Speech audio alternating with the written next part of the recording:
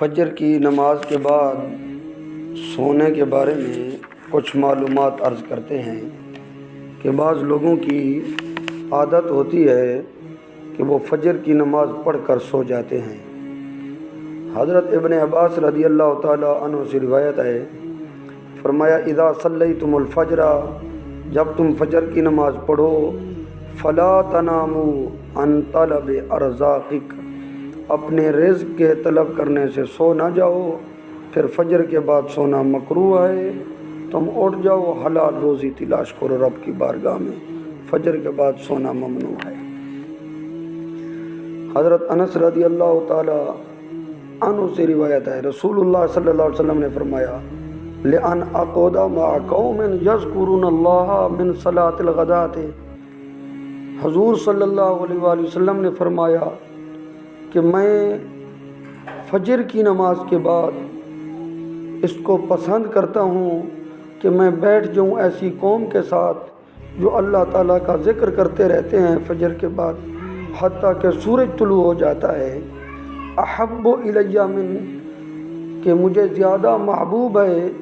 ان اعتق رقبۃ من ولد اسماعیل، کہ میں حضرت اسماعیل علیہ السلام کی اولاد سے 4 غلام آزاد کروں،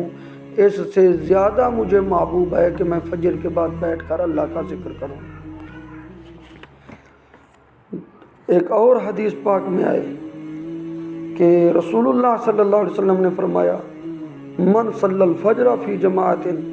جس آدمی نے فجر کی نماز پڑھی جماعت کے ساتھ، ثم قعد، پھر بیٹھ گیا، یذکر اللہ، اللہ کا ذکر کیا، حتی تطلع الشمس، حتیٰ کہ سورج طلوع ہو گیا، ثم صلی رکعتین، پھر اس نے اشراق کی 2 رکعتیں پڑھی، کانت لہو کاجر حجۃ و عمرۃ، اس کے لیے حج کے برابر ثواب ہے، عمرے کے برابر ثواب ہے۔ حضور صلی اللہ علیہ وسلم نے فرمایا تامۃ، مکمل حج کا ثواب، مکمل عمرے کا ثواب، مکمل حج کا ثواب، مکمل عمرے کا ثواب، کوئی شک کی گنجائش نہیں ہے۔ تو اللہ تعالی ہم سب کو راتوں کو جاگنے کی توفیق عطا فرمائے۔ حدیث مبارکہ ایک اور ہے کہ حضرت علی المرتضیٰ رضی اللہ تعالیٰ عنہ راوی ہیں، فرمایا حضور صلی اللہ علیہ وسلم تشریف لائے حضرت فاطمہ الزہرا رضی اللہ تعالیٰ عنہا کے پاس، بعد ان صلی الصبح، صبح کی نماز پڑھنے کے بعد،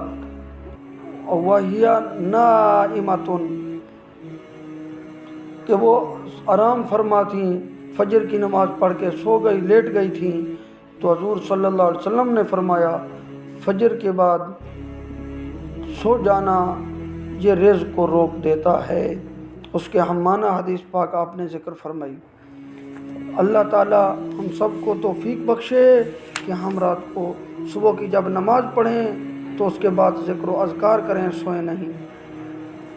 حضرت عثمان غنی رضی اللہ تعالیٰ نے بھی فرمایا الصحبۃ یمنع الرزق، صبح کے بعد سونے سے رزق میں کمی واقع ہوتی ہے، رزق رک جاتا ہے۔ حضرت عبد الرحمن بن ابی لیلہ نے فرمایا مر بی عمر بن بلال، حضرت عمر رضی اللہ تعالیٰ عنہ میرے پاس سے گزرے اور میں صبح کی نماز پڑھ کے سو رہا تھا، فحرکنی برجلہ، انہوں نے اپنا پاؤں مبارک مجھے مارا، فرمایا اترقد فی الساعۃ، تو اس ٹائم پر سو رہا ہے؟ ان کو جگایا آپ نے۔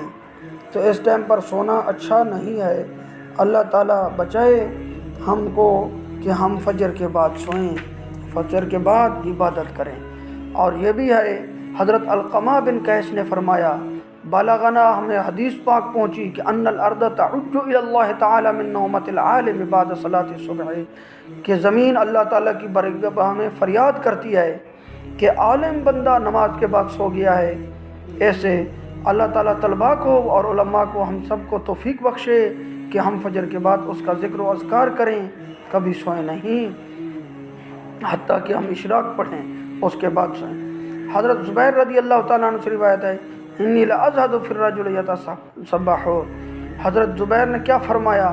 میں اس شخص سے دور رہتا ہوں جو فجر کی نماز کے بعد سوتا ہے، اس کے سے میں دور رہتا ہوں۔ حضرت عبید اللہ رضی اللہ تعالیٰ نے فرمایا صبح کے بعد سونا ٹھیک نہیں ہے، دن کا سونا بھی ٹھیک نہیں ہے،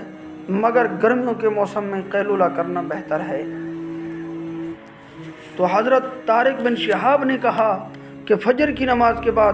حضرت عبداللہ رضی اللہ تعالیٰ عنہ اپنے گھر کے کسی چھوٹے یا بڑے کو سونے نہیں دیتے تھے. صبح کی نماز پڑھی ہے، اب بیٹھو قرآن پڑھو، تلاوت کرو، سونا نہیں ہے. اللہ تعالیٰ ان حدیثوں پر ہمیں عمل کی توفیق عطا فرمائے.